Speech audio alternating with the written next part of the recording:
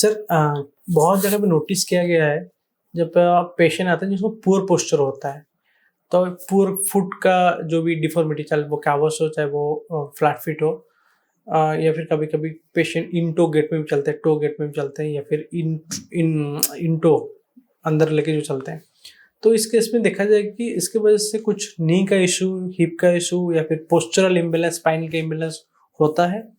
Definitely होगा, क्योंकि अब मैं पहले से हिंट्स दिया। देखो, जब कोई भी घर बनाते हो, कुछ बनाते हो, फाउंडेशन को अलाइन में रखकर घर बनाते हो। फाउंडेशन थोड़ा सा इधर उधर होगा तो घर का टेढ़ा होगा, नहीं तो प्रेशर पड़ेगा। इस हिसाब से जैसे ग्रोथ होता है चाइल्ड का, चाइल्ड का फुट का हमारा सेंटर पर ग्रेविटी, जैसे मिडिल में S2, जिसको हम साइंटिफिक वर्ड में बोलते हैं, बीच में रहता है, हड्डी का बीच में, दोनों साइड में सेम प्रेशर जाता है। क्योंकि बॉडी वेट हमारा दोनों पैर में खड़ा होना है बच्चे को, बॉडी वेट दोनों साइड में सेम जगह है, सेम पॉइंट में डिस्ट्रीब्यूशन शुड भी लगभग जितना चाहिए उतना होना चाहिए।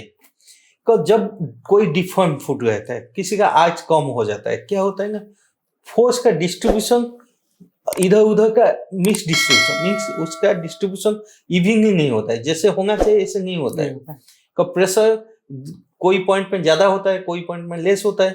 तो उस हिसाब से क्या होता है ना, जब फोर्स ऊपर से नीचे जाता है, चेंज हो जाता है, तो प्रेशर डिस्ट्रीब्यूशन चेंज हो जाता है। प्रेशर डिस्ट्रीब्यूशन चेंज होने से वो उसको कॉम्पेंसेट करने के लिए ऊपर वाला जॉइंट को यूज करेगा, मतलब नी यूज करेगा, हिप यूज करेगा, नहीं तो स्पाइन को थोड़ा सा टिल्ट करके यूज करेगा।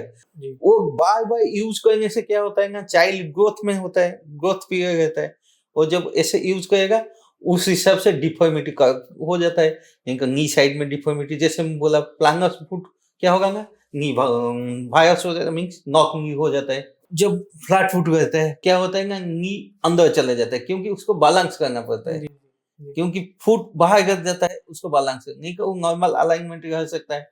वहाँ उसको बैलेंस करने में हिप का कुछ प्रॉब्लम रहेगा, क्योंकि हिप उसको एडजस्ट करना चाहता है, उस हिसाब से स्पाइन भी एडजस्ट करना चाहता है। तो इस हिसाब से it affect all the joints body का। तो अलाइनमेंट इज मेजर इशू रहता है, ऐसे नहीं कि बचपन से जो कुछ भी रहता है तो अलाइनमेंट मेजर इशू रहता है। फुट अलाइनमेंट जैसे मैं जितना जानता हूँ कि जो बच्चे होते हैं या फिर जो बूढ़े होते हैं, इन दोनों केस में जो फुट का इशू है ज़्यादा रहता है। इसका वजह क्या है, आपको लगता है ये ऐसा होता है? एक्चुअली प्रॉब्लम का सब में रहता है जी, मैनिफेस्ट करते हैं बच्चे एंड बूढ़े ज्यादा है। ओके। तो मन का वही एडल्ट में वो फुट रहता है। वो जब क्या होता है ना, जब एविडेंस बेस्ड मीन्स जिसको रियली फुट प्रॉब्लम है वो इमीडिएटली जहां भी निकल जाएगा। जिसका हिडन कुछ भी माइनर प्रॉब्लम रहता है, वो क्या होता है ना, एडल्ट में बंदा थोड़ा सा एक्टिव रहते हैं, काम में बिजी रहते हैं, उनका गोल डिफरेंट रहता है, वो थोड़ा सा डिफरेंट रहते हैं, उनको एंगेजमेंट रहता है, तो वो फूड का इतना ध्यान नहीं देते हैं, कब मिस करते हैं। कब वो रहते रहते जब एडल्ट हो जाते हैं, उनका जब सिम्टम सब कुछ काम लगभग दूसरा काम नहीं रहता है, उनका दिमाग सोचना चलता है मैं फूड पेन हो है, कुछ हो है, उसको लगता है। तो इसलिए ज्यादा एविडेंस दिखते हैं कि ओल्ड पर्सन को, उनको ज्यादा लगता है कि मैं फूड का प्रॉब्लम है। Another thing is similar problem होते होते होते होते जब एज हो जाएगा, बढ़ जाता है, तो उसका भी प्रॉब्लम हो सकता है। इसलिए ज्यादातर उनको दिखाई देता है एडल्ट ज्यादा ओल्ड एज में। और बचपन से बचपन से तो बच्चा जब जन्म होता है उसका डिफेक्ट को, क्योंकि वो that is a sprout of growth, mean growth का जब बढ़ते हैं वो डिफरेंटली ग्रोथ करते करते जाता है ना उनका टिल मैच्योरिटी।